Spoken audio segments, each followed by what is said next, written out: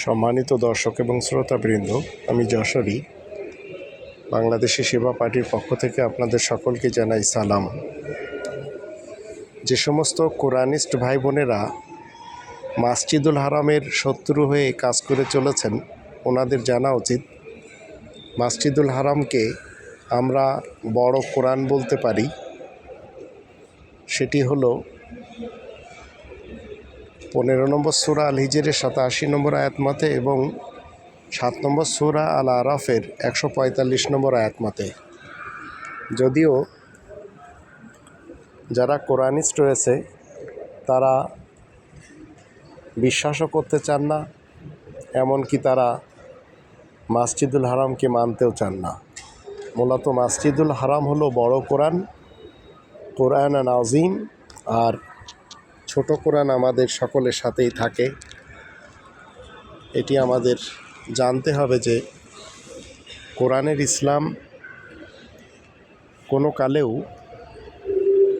আপনাকে এই অনুমতি দিচ্ছে না যে যেটা আপনার মন চাইছে সেইটি আপনি করে চলেছেন। যদি আপনি সেটাই করেন তাহলে অন্তত মুসলিমিনদের কাতারে আপনি থাকতে পারবেন না। মুসলিমিনদের কাতারে থাকতে হলে আপনাকে আমাকে কমপ্লিটলি কোরআন মানতে হবে আর কোরআনের 5টি দাবি জানতে হবে। তার ভিতরে 1 নম্বর দাবি হলো কোরআনকে শতভাগ বিশ্বাস করতে হবে। 2 নম্বর দাবি হলো কোরআনের নিজস্ব ভাষায় কোরআনকে পড়া শিখতে হবে। আর 3 নম্বর দাবি হলো মাতৃভাষায় কোরআন জানতে হবে। 4 নম্বর দাবি হলো কোরআন মতে জীবন কাটাতে হবে। আর 5 নম্বর দাবি হলো কোরআনের তাবলীগ করতে হবে। যদি এটি আমরা করতে পারি তাহলে রব্বানি বিধান মতে আমরা জান্নাতে যাওয়ার অধিকার রাখি। অন্যথায় পথভ্রষ্ট হয়ে বিভিন্ন নামে ঘোরাফেরা করে কোনো লাভ নেই।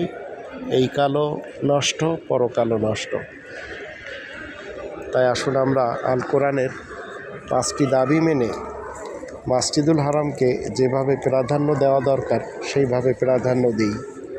যদি তা না দিতে পারি তাহলে জীবনে এমন যেন না হয় যে আমরা পরকালে আল্লাহ তাআলার সামনে অপরাধী হয়ে ধরা দেব।